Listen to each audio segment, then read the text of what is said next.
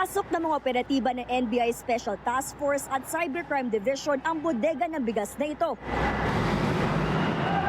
na sinasabing iligal na nag-iimbak ng bigas sa Bukawi, Bulacan.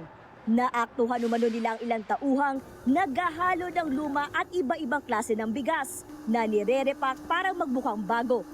Tapos lalagyan ng konting pabango, pandan, ipapaso na nila as mamahaling bigas, class A na bigas. No? Niloloko ang ating mamamayan. Tumambad sa mga otoridad ang daang-daang sako ng bigas na galing sa iba-ibang bansa.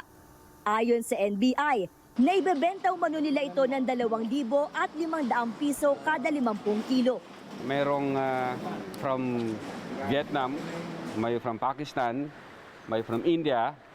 So basically, nung chinek namin kagabi, yung kanilang makina, nandoon naka-mount yung iba't ibang variety ng bigas.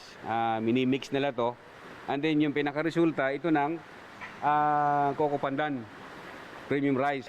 Pero dahil matagal nang nakaimbak ang mga bigas, nadiskubre ng NBI at ng Department of Agriculture na meron na ritong may agiw at inaalikabok na.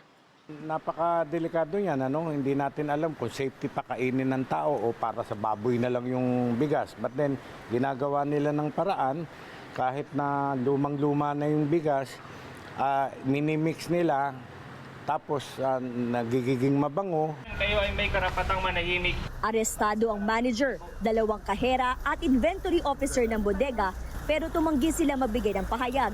Hindi rin nila pinangalanan ang may-ari ng warehouse. We will check with the local government of Bukawi, Bulacan kung sino ang nagmamayari nitong warehouse na ito. Hindi malayo na marami pang gumagawa ng ganito.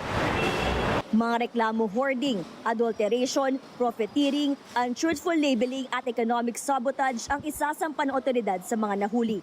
Karen de Guzman, ABS-CBN News.